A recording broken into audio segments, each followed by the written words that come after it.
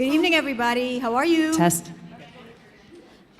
My name is Soroya Queen Tabor, and I want to thank each and every one of you for taking the time out of this crazy winter to come out again and risk black ice and all other things to help make sure that our district is heading in an excellent direction. And I applaud your efforts for coming out here already, even before you've gone to work. And we are going to put you to work. Our committee is based on a group of CHUH staff members, parents, community leaders, folks that we partner with, etc. And we've all been gathered together to help the district create a strategic plan, a set of goals, objectives, things that can be implemented, things that can be measured, things that we can all look at and say, yes, this is our school district. We love it. These are the things that are important to us. These are how we want our children to be prepared to go out into the world. And we've defined it in a methodical way. We've come up with clear things that can be achieved, that are realistic, and we are proud of our schools and we are proud of our kids. But the only way to get there is to do the hard work. So we've done some hard work in the background. In January and February, we had a series of small focus groups. Even before then and before Dr. Dixon got here, we as a community have gotten together and have said, hey, here are some of the things that were important to us and and things that we'd like our superintendent to be named later to focus on. Well, she's here and she's focusing, okay? The last step, right before we hunker down and start to write out things that look like strategic plans, is to have this gathering. This gathering is the larger version of a lot of the focus groups that we've been going through, and we're going to be answering some questions and having some discussions and coming up with some solutions tonight that will help inform the work that needs to be done later. Eric's going to step us through at the end of our work here exactly where we are in the process. But I would, before I bring Dr. Dixon over to talk and give her perspective of why we're all here, I want to stress that we're here to work on solutions. We all have excellent experiences with the district or within the community that inform our love and or passion for this district. And we need to use those experiences to discuss tonight solutions. We only have 2 hours, so we're not necessarily going to have the opportunity to share with everyone the detail of how we came to love this district or be frustrated with this district or other things with this district, but you have the experience that you can help us come up with solutions and or objectives for this district tonight, and that's why we're so glad you're here, because we hope that you can provide those to us. So with that, I'd like to bring Dr. Dixon up to give her perspective. Thank you, and thank you all for being here. So when we think about the strategic plan, I think of 3 main questions. That's where are we right now? Looking at our data, where are we? Question number 2, where do we want to be? 3 years? 5 years, 10 years, 20 years. And then the third question, how are we going to get there? What are going to be those priorities? What are those issues that we really need to filter through to determine where we want to be? So that's what these planning and these visioning exercises will do. And it would get us to get to the point where we know what a Cleveland Heights University Heights graduate looks like. We know we all value education, and we value this community, and we want our students to reflect that, all of our students. So I appreciate you coming out and joining us in this venture. It's good. It's been exciting already. We've had some tough conversations, but some conversations that are welcomed, conversations that are indeed that were needed, and we're ready to move forward with our next steps. So thank you so much for the committee and those of you who come out tonight to join us. And so with that, I will turn it over to Amy Morgenstern, who is our facilitator. Hi, everyone. Hi. Oops. Yes. We'll get the technology going. It is a personal and professional pleasure to have the opportunity to work with the district and to hear from you this evening. As has already been said, we want to pick your brains and hear what your thoughts are with regard to the future of the district. Just a couple more things by way of context. There are three arenas, three areas that we're going to focus on. The questions are especially structured. We're building upon many things that were heard as the new superintendent was being hired and from several other reports that have been done. So we're going to focus on success defined. Because as has already been said, to what end? Where do we want to be? Then how will we get there? We'll talk about success defined. We'll talk about the experiences this incredible district already offers and your opinions about them. And then we'll turn our attention to community involvement and connections, because we know that it takes all of us, regardless of what hat you wear, to contribute to student and district success. So those are the three areas that we'll be focused on. Just a couple of guidelines, and you all know these things, but it's helpful, I believe, to say out loud. We're pressed for time, so be concise and candid. Say what you think. Tell us your views. Concise, say it in as few words as you can, and if around your table you heard someone who said something you agree with, say, yeah, I agree. So we have a sense, in your facilitator as a sense of agreement, and add additional thoughts to it. Respectfully consider differing views and opinions. We expect, right, as in everything in life, there are different opinions. The third point, however, is there's no right or wrong answer. So no one's opinion is the right answer, and we hope that no one will leave here, or as you're engaged in conversation, hear what someone else has to say, and because you have a differing view, think that's wrong. Everyone has a different view. We welcome those, and if you don't have an opinion, that's also very fine. And the last point is, we hope you'll enjoy hearing from one another, learning from one another, and being together. Are there any other guidelines that you'd like to add to these as we engage in conversation and hear what you have to say? So we have facilitators at each table. Please, they'll apologize up front if they need to interrupt to move you through. That is part of what they'll do. As has already been noted, someone will record in the open-ended questions what your comments are, so we can add them to everything we've heard already. And we have very structured, give us ratings that we'll ask to be sure, for you to be sure to complete, as well as the information about your background, and leave at your tables. Okay? So without further ado, let's get underway. First question. Again, to what end? What does success look like? You have in the middle of your tables, and if you're not familiar with it, please help yourselves to one of the copies of the current vision. The current vision, preparing all students for success in a global economy. So our opening question for you to talk about is, what's your definition of success? We want to know what you think.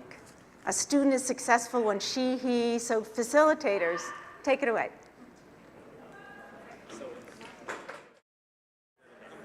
Okay, everyone, let's just hear, so we all leave together tonight having a sense of how success was defined per your conversations and definitions. So we just wanted, this is the popcorn approach, a few examples from your table. I don't know who's speaking, and we have microphones. Angie, someone has a microphone? So who wants to get us started? Any table? Any table? Okay, we said skills to compete in a society such as making relationships, problem solving, and effective communication. Great, thanks.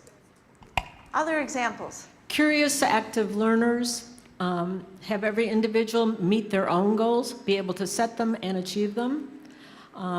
Graduates who understand their role in being a productive member of society in all kinds of ways. People who value themselves and take care of themselves. And students who meet our expectations and requirements for graduation. Terrific, thanks. We believe that a student is successful when they are prepared and a critical thinker. So tell us which table. This is fun, right? We have to guess. Ooh, the voice is coming from where? Maybe whoever's reporting out, yeah, stand up. We want to have some fun, but yes, who's talking? Please. Yes, we believe that students are successful when they are prepared and are a critical thinker. Prepared and great. All right, excellent, thanks. We think a student is prepared when they think out of the box and won't take no for an answer. No. Yay, all right, great. Well, this table believes that successful students encompass children who are underachieving and overachieving, and children who find themselves feeling engaged in the process of learning, and people who are hungry to learn.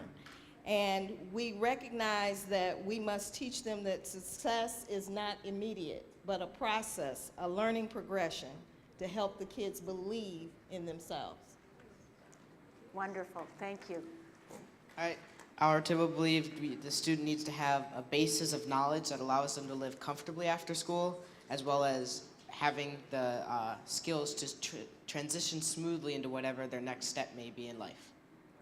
Terrific. Our table believes that a learner should be a whole learner, mind, body, and soul, and that when they leave, they're not burnt out, they're not ruined, they're excited, they're full of stamina, they can make it the next 9, whatever, 8 years, whatever, however many years, 4 to 8 years. Our table feels that success is when they are able to choose their own path, they are able to live independent, engaged life, and they're able to look back at their education and like what they see. But we note that success cannot be measured in any one way, but rather socially, emotionally, academically, and other. Terrific, thanks, Jeff. Please.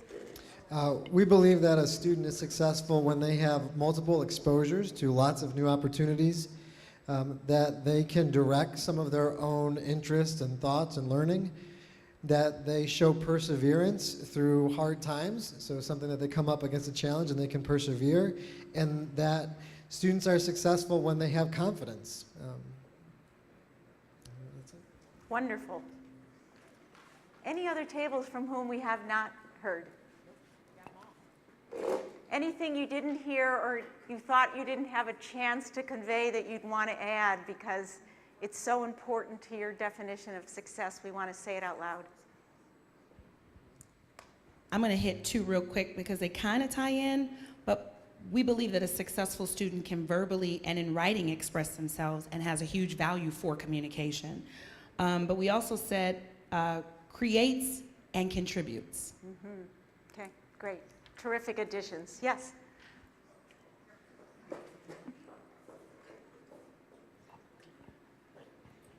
Realizing that this is a role also for family and community, we talked a little bit about this table about the importance of students having a moral compass.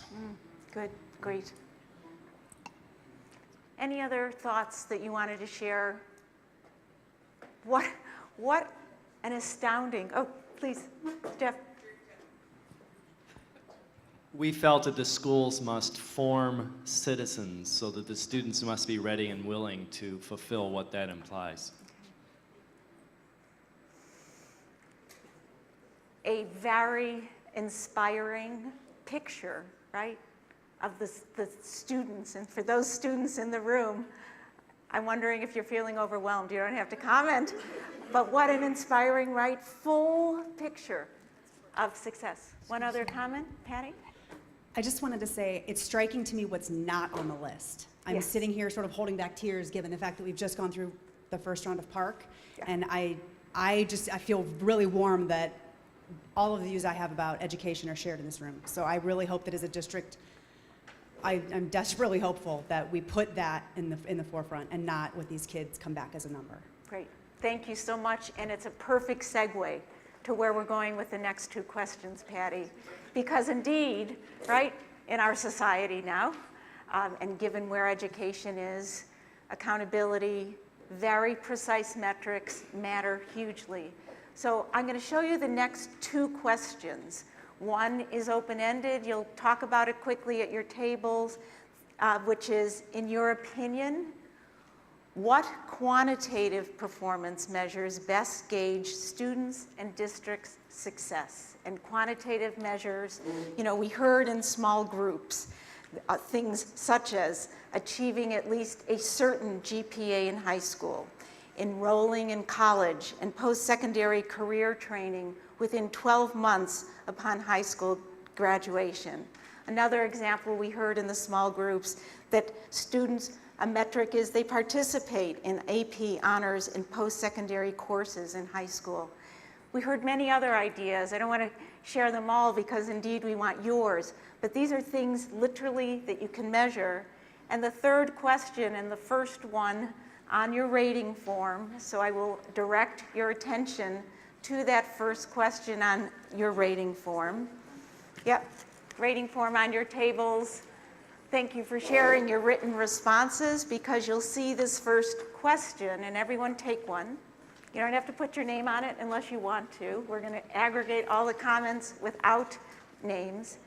How important to you are state and local performance measures, such as the mandated Ohio report card, to gauge district and student success?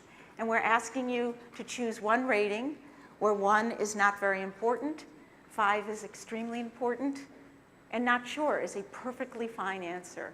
So we'd like you to take a moment, capture your thought on this first rating, engage at your tables around question 2, because they're both with regard to, so what are those PARC and other related measures that in fact you do think have meaning and you take a look at to gauge success? Take about 5 minutes. Everyone, I'm sorry to interrupt because I know you're having conversation, but let's hear some examples after. I just want to do a quick pulse on question number 3, meaning together. How many in the room rated not at all important when we talk about how important is the report card? How many ones? Okay, how many 2s? Raise your hands high. We just want to get a sense. How many 2s? How many 3s? How many 4s? Any 5s? Okay? Helpful. Okay? Just helpful, right? And we can see the array of opinions with regard to just one major metric. So let's hear some examples of metrics that matter to you. Same drill. Talisa and Soraya, if you'll help us with the, yes, with the microphones. Just share 1 or 2 quantitative measures. Important. High school graduation rate was important at our table. GPA, because it has real impact on where you can go in your next step. And then measuring certain metrics that we can measure about schools, like diversity, class offerings. Those sort of things are a slightly different quantitative, but Okay. definitely something to look at. Okay, great, thanks. Others, examples of quantitative metrics that matter to you, you use to gauge district or student success. Are students actively engaged in something 18 months after graduation, such as college, military, or kind of career training? Okay. Other examples? We mentioned grades and GPA, but our conversation moved a little bit to the number of students who participate in opportunities for performance-based kind of learning and activities. Maybe it was like Model UN or our orchestra performances. So those can be quantitative when we think about the number of students who get a chance to participate. Great, thanks. Which one? Which hasn't been said? Something good just happened At our somewhere table, else. excuse me, there's a feeling that some testing is acceptable and reasonable. The SAT and the ACT, for example, were praised, noting that they are optional to the student, and also that there's just a few of them, but the tests in general, they tend to shape students' self-assessment too much, which makes them very limiting on the students. And in terms of the district, we noted that the state report card is regrettably, but inevitably critical to the district's and the community's success. And also a very interesting point that the percentage of students in the district who attend public rather than alternative schools is an important measure of the public school district's success. Okay, great, thanks. I hope I'm not duplicating anything. We It's all also right. talked about graduation from college and attaining a marketable skill, but also not just post-secondary participation, but completion of not only that first tough freshman year, but throughout completion of college. Persistence is the term, persistence and completion, thanks. Other metrics? This is a little bit of an anecdotal story, really quick. My son was at a class with a kid from Aurora, and they were talking park. And the kid from Aurora said, "We have to get good test scores so our house values go up in our neighborhood." I don't know. Okay. No. Yeah. No, my son didn't say that. The kid who he's talking to was like a middle school student, but Holden comes out and says, "Mom, if I do good on the park, our house will be worth a lot more." No pressure. And So at your table, No, the I park just- scores, does it matter? We didn't talk about park at our table. Okay. Thank you for that story, right? It illuminates just at what level this conversation of these test scores is taking place. Thanks. We combine sort of a qualitative with a quantitative measure. Right now, there's the senior project, and we had talked about dropping that all the way down to like the 4th and 5th grade level, to where for 1 or 2 weeks out of every spring, maybe in place of some of the high-stakes standardized testing, there is time for each student to have their own agency, and for a week, ignore some of the other topics and dive deep into a science project they're interested in, or dive deep into a literature project, or do a photography project. I think if you do that every year and not just at the end, you engender that. I mean, it's sort of like summer camp. That, kids look forward to that one thing that gets them through the rest of the hard times. So we thought that was both a quantitative and a qualitative. You get 100% participation in those grades, and then they get a grade on it. Great, thanks. Other ideas? Susie? Every student is achieving growth. Participation rates, including attendance and all kinds of stuff like that. The types of activities they're involved in. And we need multiple measures of success and developmentally appropriate measures. Great, thanks. Other examples of metrics? Thanks.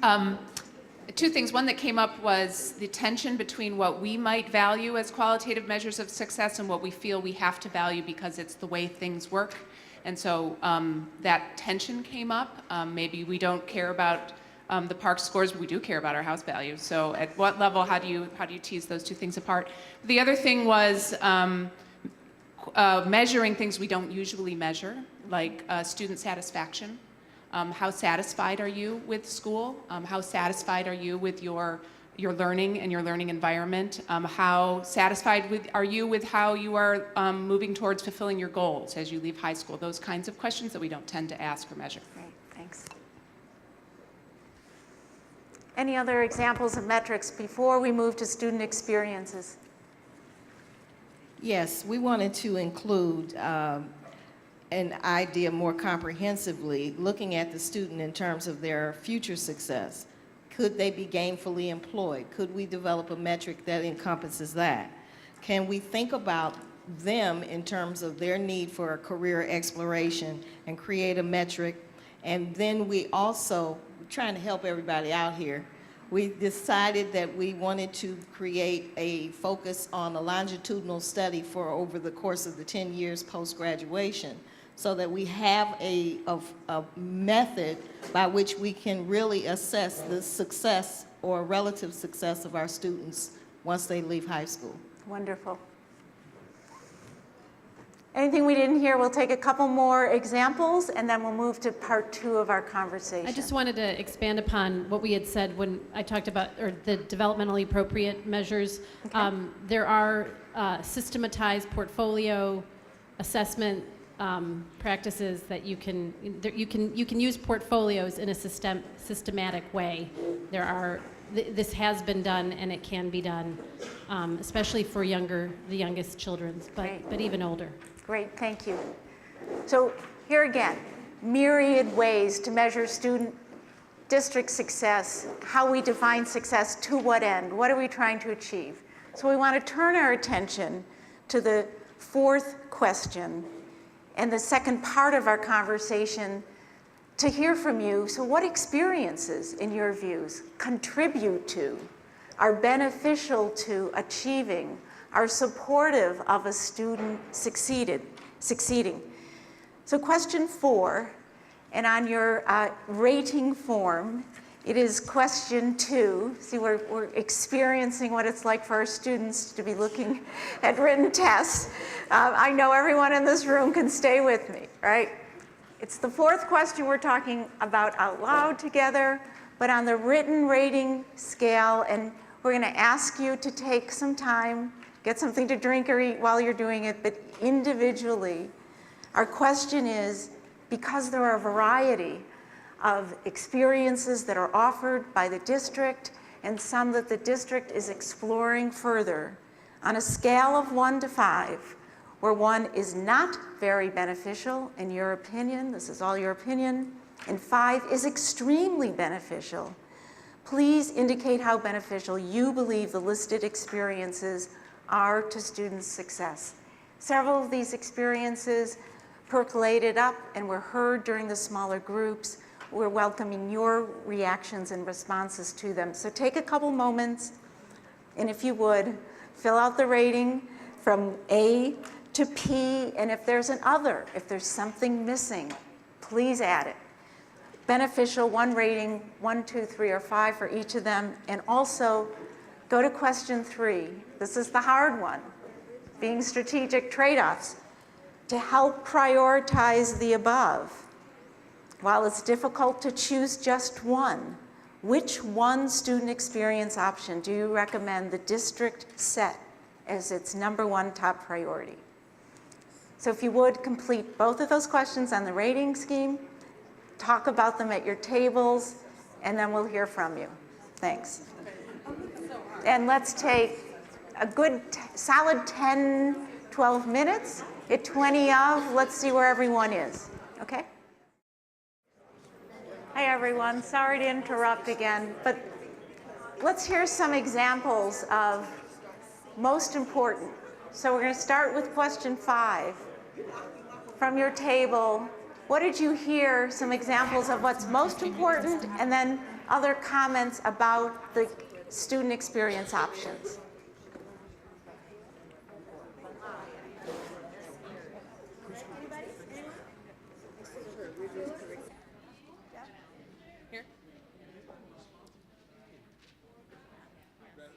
We don't like this question.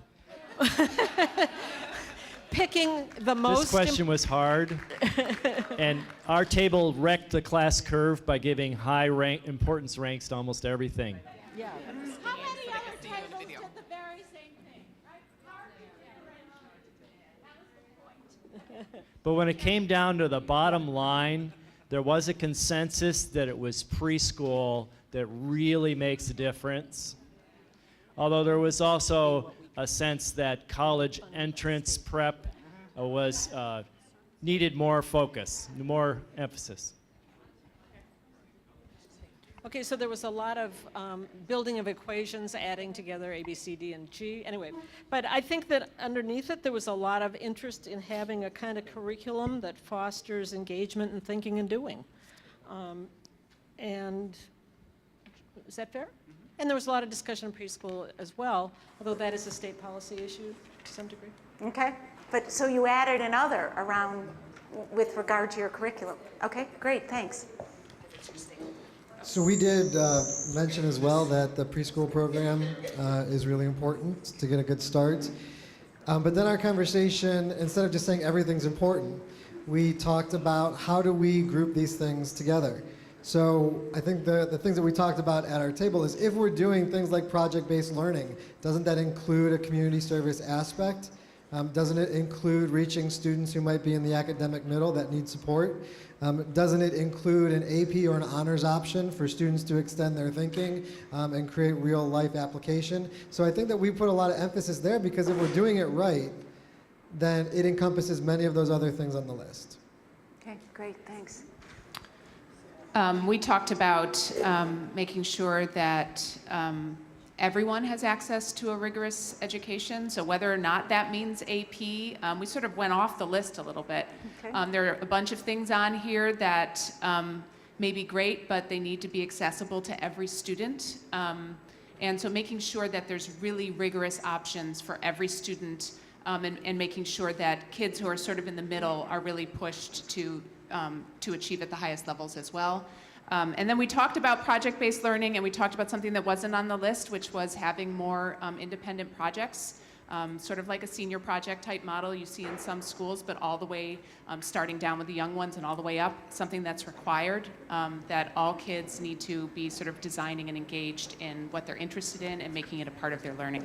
Great, thanks. I agree on all counts. We also, many of us listed everything as 4s and 5s.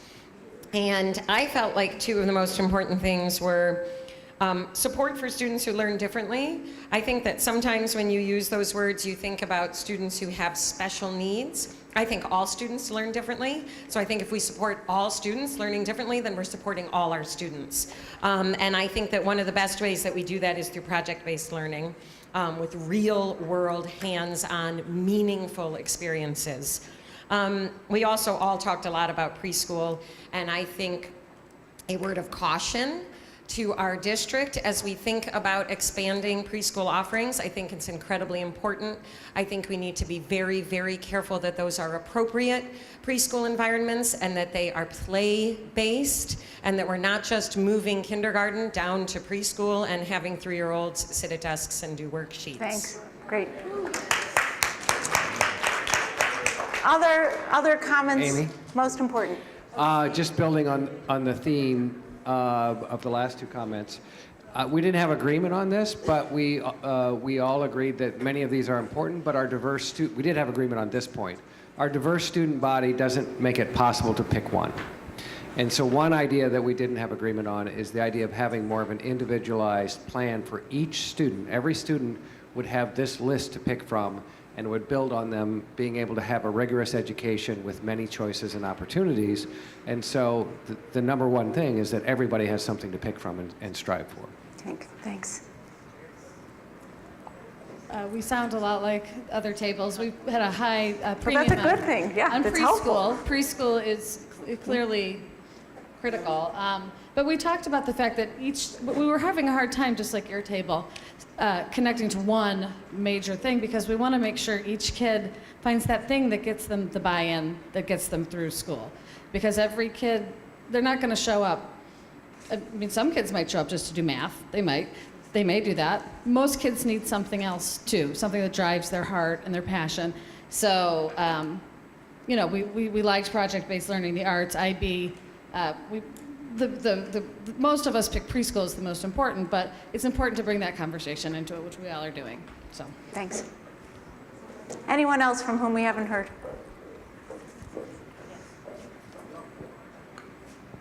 This is to add on to what Chrissy just said about the play-based preschools. I don't know if you all know, but our preschools in this district are all NAEYC accredited, and NAEYC accreditation is the highest, best measure you could strive for in having a developmentally appropriate and really high-quality preschool. So that's what we want everywhere. If we were to do it, we want to stick to that. And we should also strive to have NAEYC accredited kindergartens through 3rd grades. Okay, great, thanks.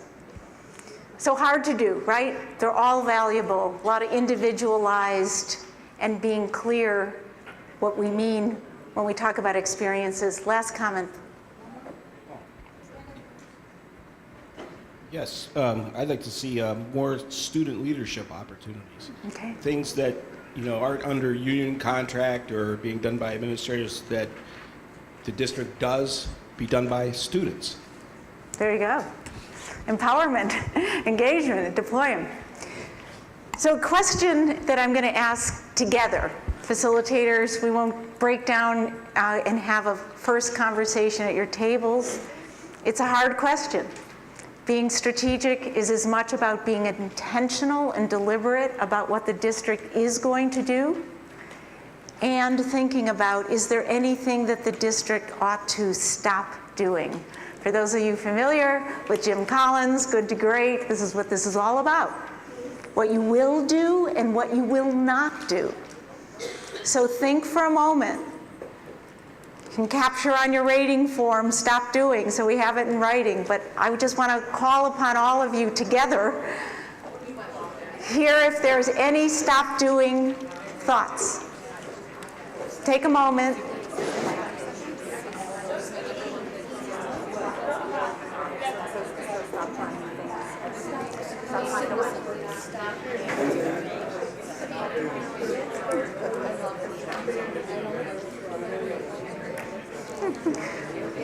We're going to start at this table. All right, so again, we're not going to have a lot of conversation. We just want to hear what strikes you, some examples. Let's go, oops, sorry. Go around the table. Stop doing. Here are some things that immediately struck those of you who have something to share. This was an immediate for a couple of us. Stop reinventing the wheel. Everyone, stay with us. So we're going to hear, so this is just a quick, we weren't diving into a table discussion. Sorry, you missed that part of the instruction. We can come back to it if we have time. We weren't diving into a deep table discussion. We just want to hear gut, visceral thoughts that you as individuals have when asked, what should the district stop doing? And we're going to start here. A few of us immediately came to stop reinventing the wheel. Stop entering a new program, a new initiative, a new something every year or 2 or 6 months. Okay. Others, stop doing. I heard 3, testing, gifted programming the way we're doing it, and not taking initiatives like STEM and IB all the way through if we're going to do them. Okay. Stop doing. Other thoughts? Stop ignoring what works. Stop ignoring what works. Okay, pay attention. All right, stop doing. We have a student here. Okay. Stop giving. Oh, Chanel, I'm so yeah. sorry. Stop giving new labels to the same thing. Some consistency in our understanding might be helpful. Is that what you're suggesting, Chanel? All right. Stop using quite so much canned curriculum and like scripted, expecting teachers to use scripted direct instruction curriculum. Thanks. There's certainly people saying that we should stop testing, but there's certain tests that frequently we see as we should stop all of our testing, but there's tests that are non-mandatory that need to stop, but there's some that still need to stay. Okay. Stop doing. Other comments? Anything else you didn't hear you'd want to add?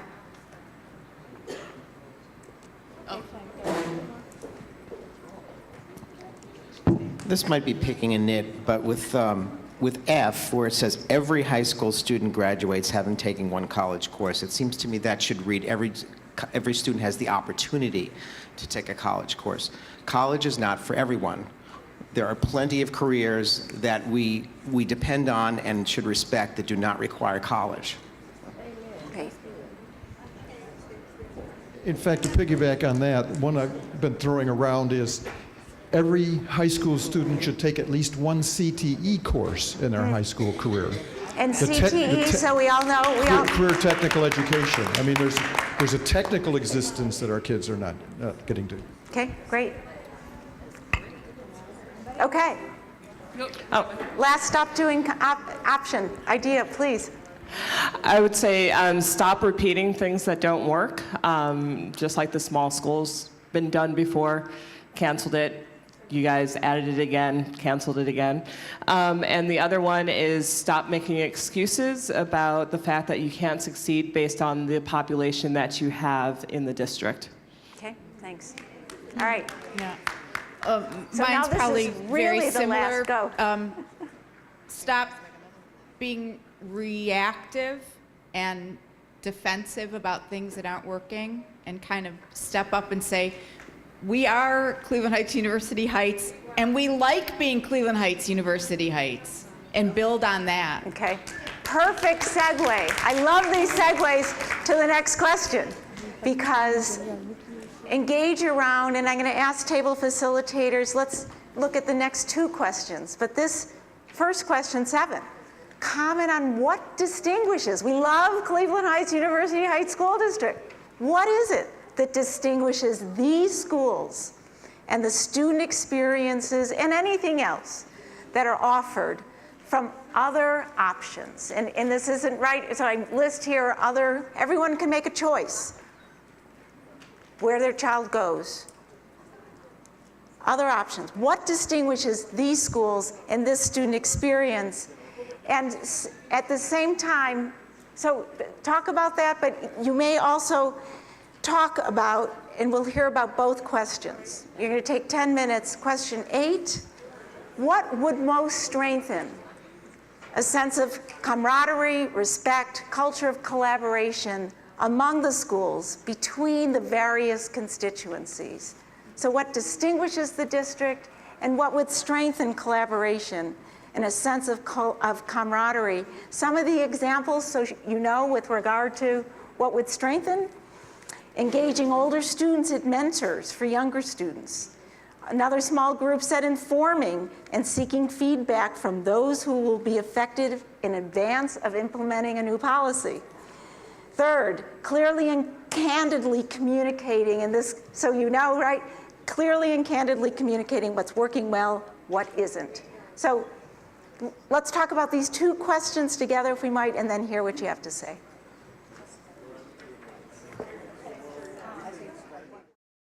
Okay, I know you're having conversations about these two questions, but we want to hear some of what you're talking about. Sorry to interrupt. Let's start with question 7. Just some quick, what distinguishes this district? What do we hear? Anybody? What distinguishes this district? Who wants to share with us a few things that your table identified? Music programming for sure came up over and over again. Okay. Diversity, tolerance, complexity, those issues came up as well. Okay, great. What distinguishes this district? Everyone stay with us. Other things. We're rich. Rich meaning? We are rich in resources, programs, support, passion, pride, knowledge, and it's a double-edged sword. It's got pros and cons. Okay. Thanks. What distinguishes this district? Hi, folks.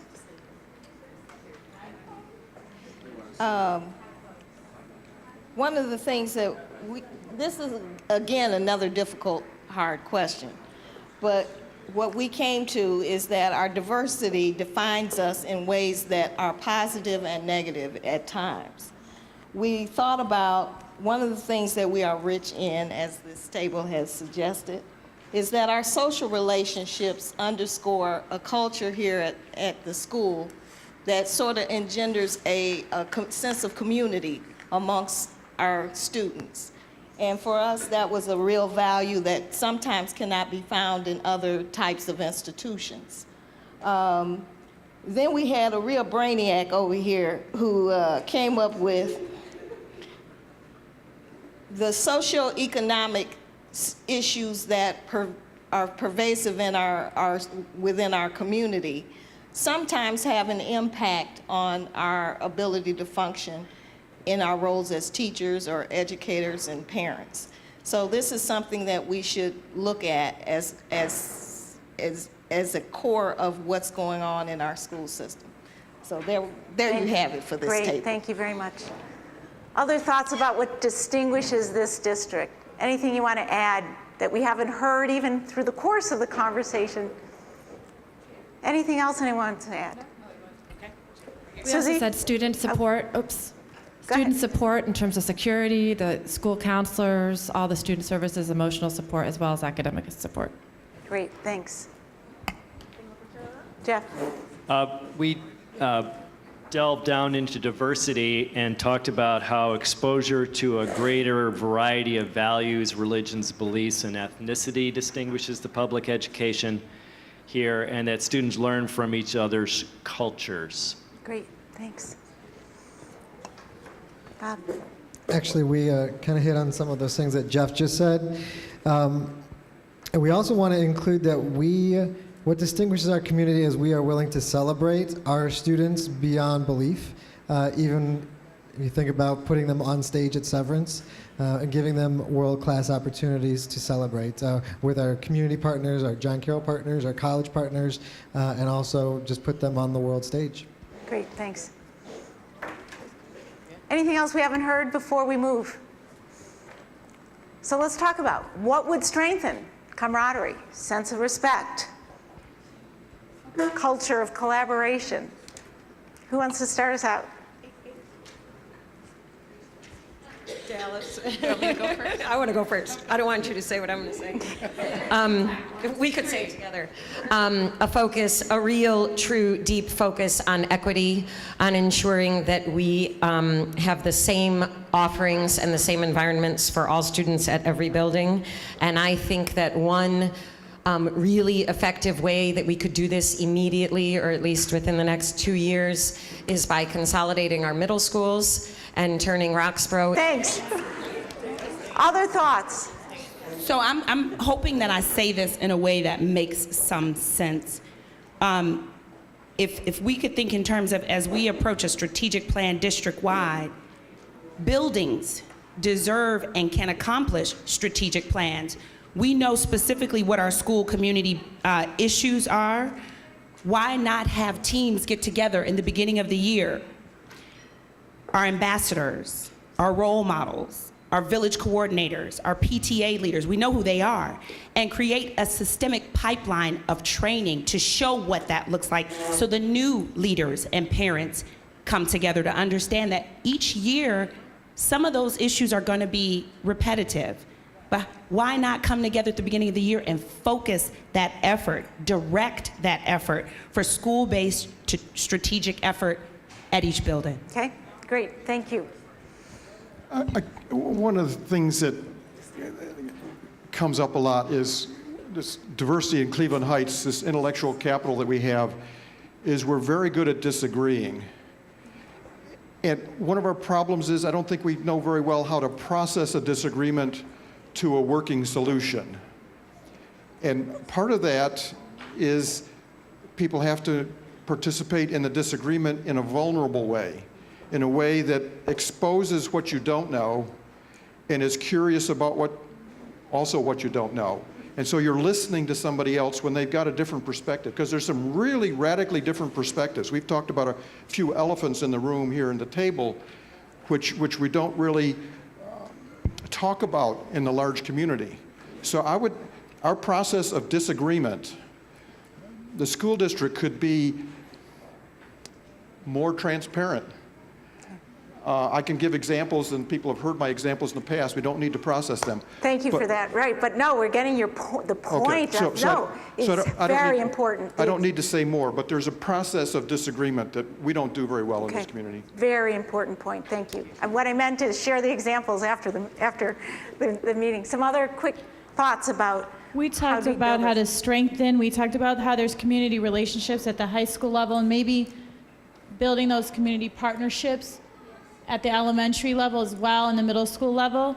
And to go along with that, we heard the word perception. We think that our kids can be our best ambassadors, and they need more opportunities to be in the community, changing the perception. Great, thanks. I think that this is all about respect. The whole ball of wax is creating an environment that's totally about respect. And I think one of the things we need to deal with is how fear is driving education and our community at this point, and how that requires shortcuts and a loss of all that time it takes to collaborate and build relationships. Fear is, we've got to get it out of there. Okay, thanks. Jeff? The middle schools shouldn't compete against each other in sports was a particular. And then this next thing is like a waterfall. It's all about communication. A feeling of success rather than a feeling beaten down and disrespected, which could be improved by publicizing success better. And better communication could be going beyond the expensive mailings, of which only a few can be done, and into more innovative things like posters, signs, kids making posters and signs, kids as messengers to their parents. And also we talked about learning from the success of sports and arts programs, and that success includes the cohesion of younger students learning from what older students are doing, and older students reaching back to younger. In music, kids do singing activities that feed into singing activities later on. Similarly in sports, the reach back is important. Great, thanks. Other thoughts, please? You can start talking without your microphone because we want to hear, yeah, what you have to say. I got the microphone from the boss. For me, the canary in the coal mine and the very obvious thing that needs to happen and happen quickly would be the return of the Black and Gold, the student newspaper. It's been missing for 4 or 5 years now. Okay.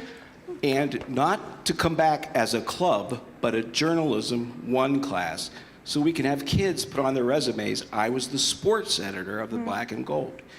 The kids who can sell advertising to businesses, kids who could have opinions about things. I have no idea what these kids think about in this high school and what are hot button issues for them. Great.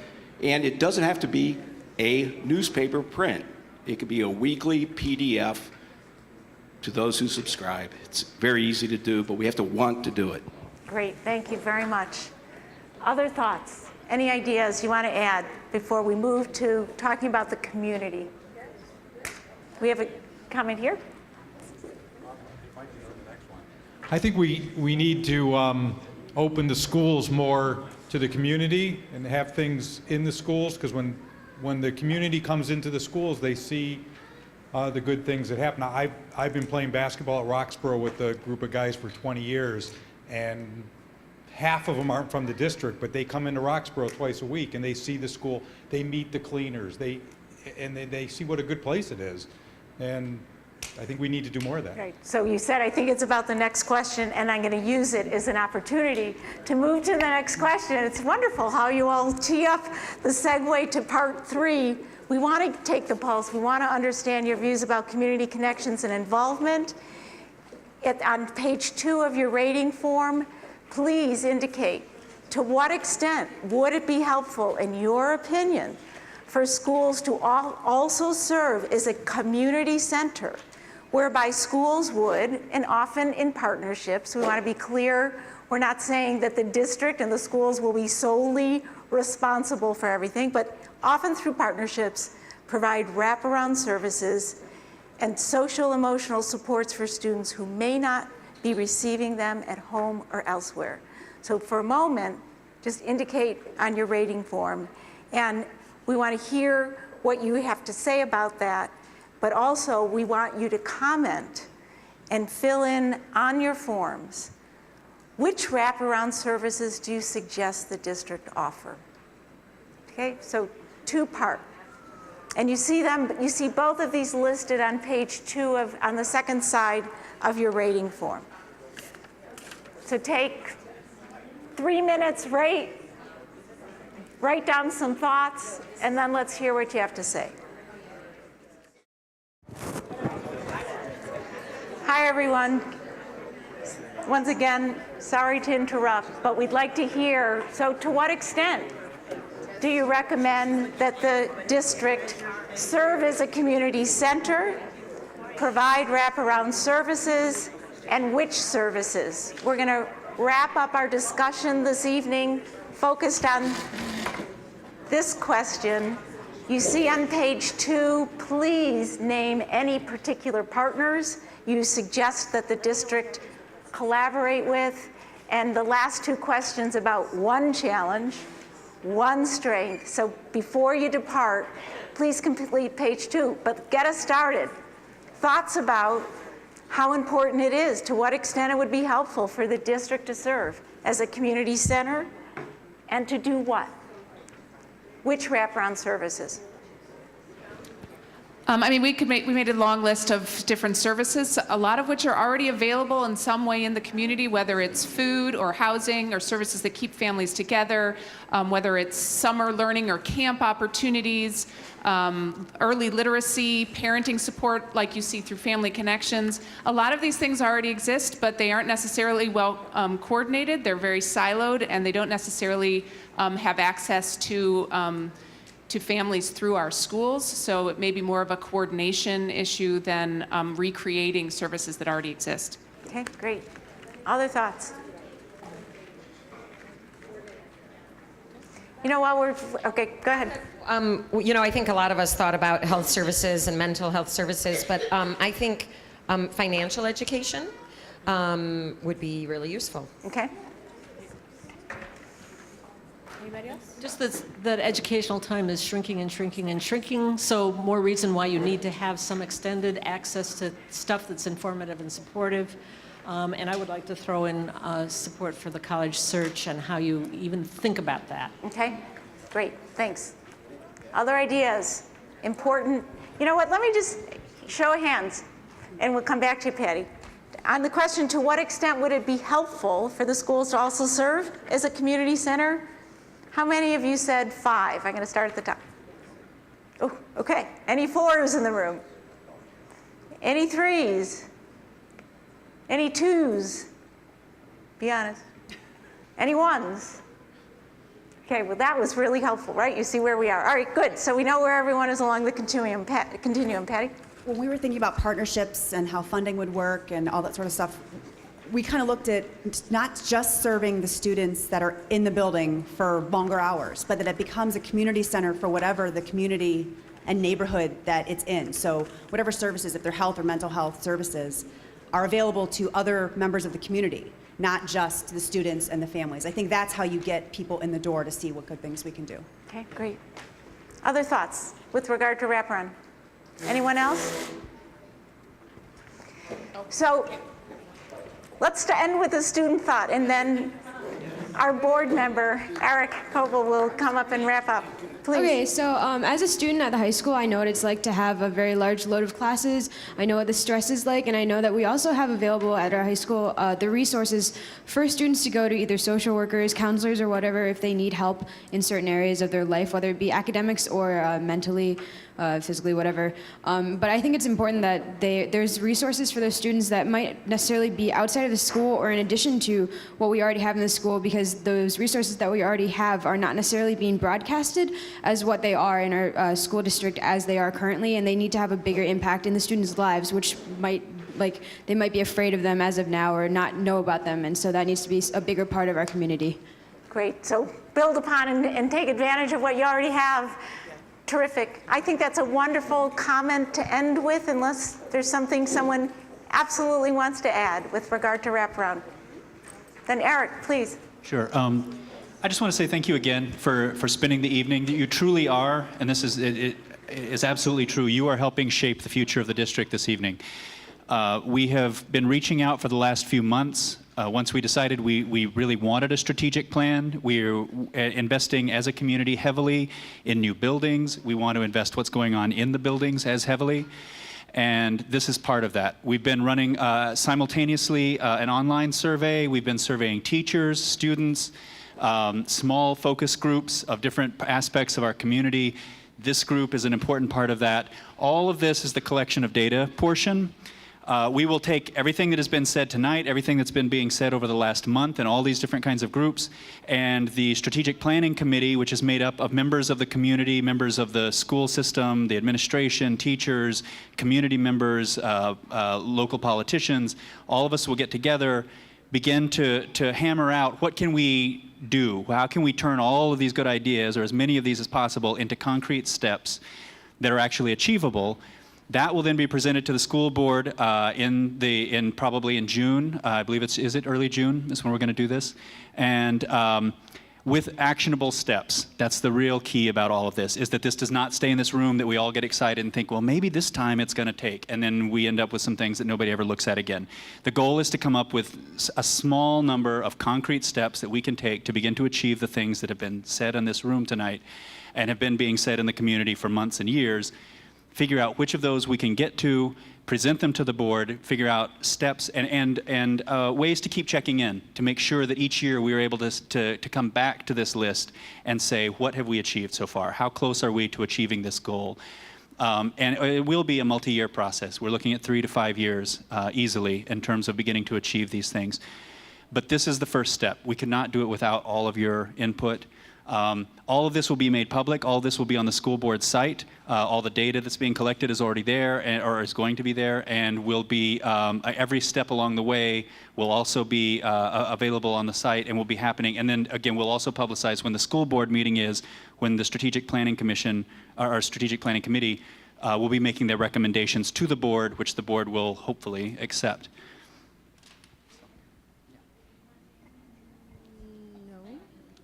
Thank you. Hold on. There's a question? So, is it possible in this process of doing the strategic planning that we can see the synthesis take shape?